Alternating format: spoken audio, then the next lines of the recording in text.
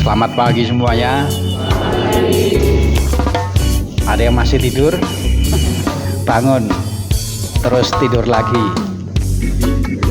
Ketika saya tadi masuk ruang rapat, saya melihat ada tulisan budayakan 7S. Ada yang hafal? Senyum, sapa, salam, sopan, santun, sabar, sigap. Betul nggak?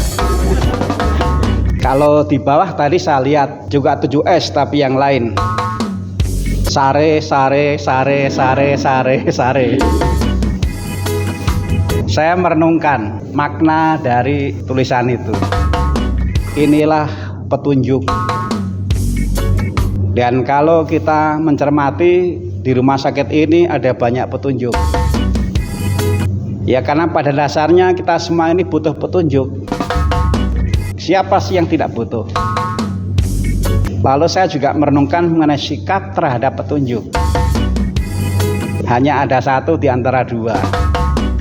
Apakah memperhatikan, melaksanakan, atau mengabaikan? Mengapa itu bisa terjadi? Karena terhadap petunjuk itu memang kita punya kebebasan, sehingga bisa memilih mau melaksanakan atau mau mengabaikan. Dan kalau kita merenungkan mengenai memilih melaksanakan atau mengabaikan, ada banyak hal yang bisa kita sikapi seperti itu. Memang di dunia ini ada hal-hal yang bisa disikapi seperti itu. Mohon supaya yang Katolik dan memang bisa Jumat pertama jam 7 misa. Kalau ngantuk ya nggak apa-apa, tidurnya pindah dari rumah di misa. Tidur bersama Tuhan, nggak akan ada yang mengganggu. Misalnya itu sebuah himbauan. Tapi orang kan juga punya kebebasan. Orang bisa memilih mau yang mana, mau ikut atau tidak. Jadi terhadap segala macam petunjuk, himbauan, kita bisa bersikap seperti itu. Lalu bagaimana sikap kita terhadap Yesus yang juga memberi petunjuk? Ajaran Yesus boleh diabaikan, boleh dilaksanakan, orang bebas. Tapi ada hal yang orang tidak bebas memilih, karena dia harus menjumpai yang memang tidak bisa dihindari. Ada hal yang memang bisa kita hindari, tetapi juga ada hal yang tidak bisa kita hindari. Tadi bacaan pertama mungkin kalau didengar susah ditangkap. Nanti suster bisa bertanya satu-satu, kira-kira bacaan satu tadi isinya apa? Saya nggak mau bertanya kepada Dokter Sigit karena saya tidak mau mempermalukan orang di depan umum. Saya sudah membaca berkali-kali, tapi juga nggak hafal. Tapi yang jelas kalau kita menikmati itu seru. Ada banyak binatang yang serem, macam-macam. Sebuah gambaran mengenai yang tidak bisa kita hindari, yaitu pengadilan.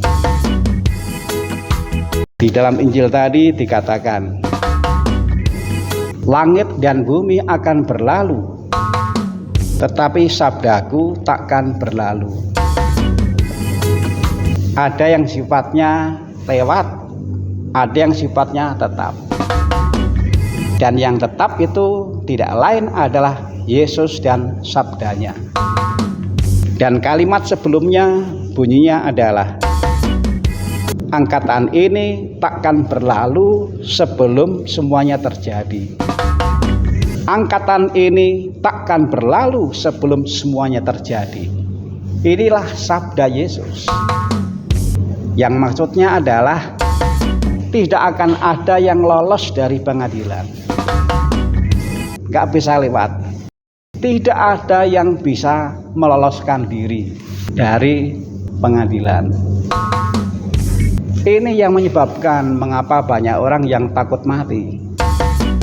Apa ada yang tidak takut? Di samping juga takut ke tikus ya.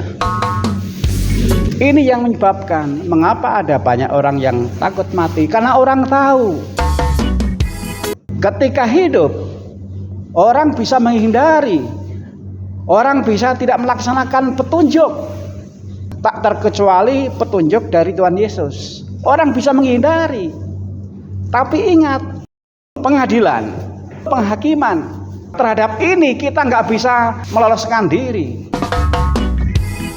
Maka kita memang harus merenung bagaimana hidup ini dijalani.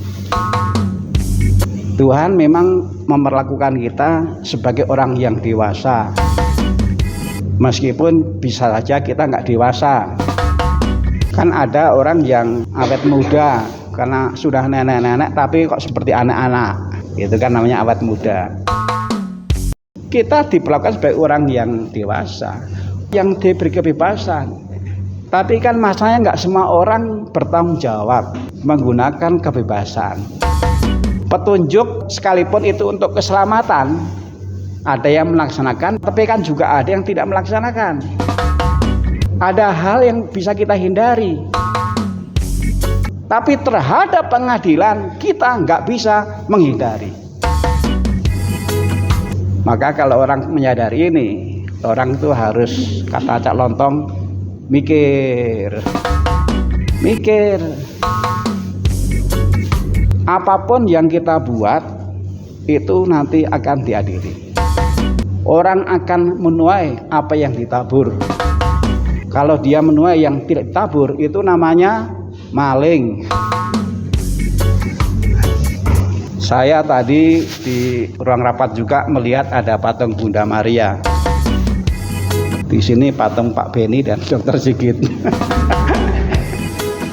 Saya tadi bilang ke suster, saya paling senang patung Bunda Maria yang menginjak ular. Suster tanya, apa ada ular? Oh, suster malah belum tahu. Ada, ini ular tangga. Ada patung Bunda Maria yang menginjak ular.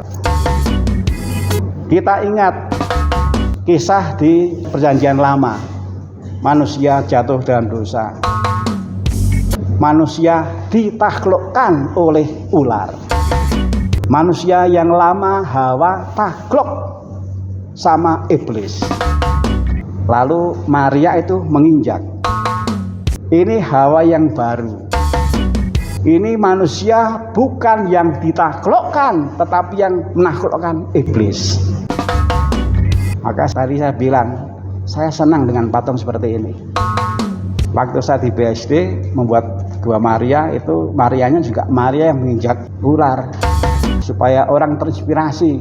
Ayo kita injak, kita kalahkan korupsi, kita kalahkan dinasti politik, dan seterusnya. Jadi itu sangat inspiratif. Maka bagus juga kalau di tempat-tempat lain dipasangi itu, supaya orang sadar ini harus menjadi etos kerja. Kalahkan ular, kalahkan iblis, kalahkan sesuatu yang bisa menggerogoti baiknya pelayanan kita. Karena iblis itu di mana-mana. Tapi kalau di ruangan ini nggak ada iblis, adanya santo-santa. Saya lihat orang-orang kudus, nggak ada iblis. Lalu kemudian di ruang rapat itu juga saya melihat Bunda Maria yang sedang membawa rosario. Saya kemarin mengirim komuni di Talahap. Saya itu menikmati betul kalau ngirim komuni ke orang-orang yang nggak bisa ke gereja itu, karena mereka punya kedalaman. Dan kalau ngobrol dengan mereka itu tidak sekedar hahaha, selalu sesuatu yang mendalam. Salah satunya itu soal bahwa mereka kan sudah mulai berpikir rumah masa depan. Kalau ngobrol sekitar itu. Lalu kemudian saya mengatakan, ini saya sharing. Saya kalau malam itu, kalau mau tidur doanya sederhana. Bapa kami satu kali, Salam Maria satu kali, lalu kemudian doa Fatimah. Kalau doa Bapa kami itu, kalau kita renungkan itu doa cocok bagi orang-orang yang masih hidup dan segar. Dan itu bagus karena ajaran dari Tuhan Yesus. sikap-sikap yang mau dihembuskan lewat doa itu bagus. Itu bukan buatan saksi liturgi rumah sakit ini. Kedua itu saya juga berdoa Salam Maria singkat. Ini juga bagus untuk persiapan kalau ajal tiba. Saya tidak tahu kalau saya tidur apakah besoknya bisa bangun atau tidak. Tapi saya berjaga, siapa tahu nggak bisa bangun. Maka sebelum tidur doa Salam Maria.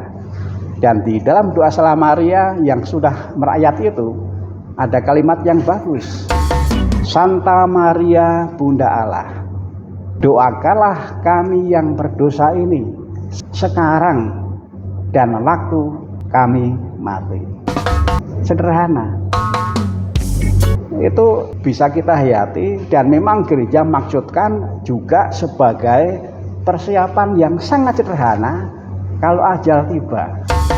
Santa Maria Bunda Allah, doakanlah kami yang berdosa ini sekarang dan waktu kami mati. Saya tidak mau nanti mati sebelumnya belum mendoakan itu. Doakanlah kami. Cara sederhana supaya ketika pengadilan yang nggak bisa dihindari datang, sebelumnya sudah berdoa, Santa Maria Bunda Allah, doakanlah kami yang berdosa ini sekarang dan waktu kami mati. Lalu yang ketiga doanya adalah doa Fatima. Ini biasa didoakan di doa Rosario.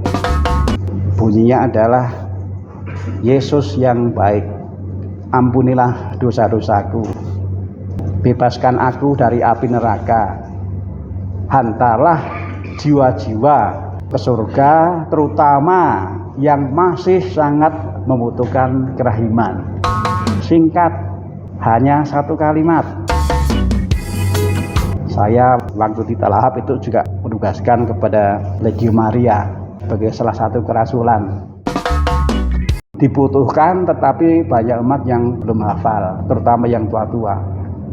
Tolong presidium ngurus, ketik dan difotokopi tapi dalam huruf yang agak besar, supaya juga menjadi bahan doa sebelum tidur. Belakangan ini kita oleh gereja diingatkan, ingat, ada yang tidak bisa kita hindari, pengadilan. Dan pengadilan yang diadakan oleh Yesus sebagai Raja semesta alam sifatnya mengikat, nggak bisa diintervensi, nggak bisa disogok.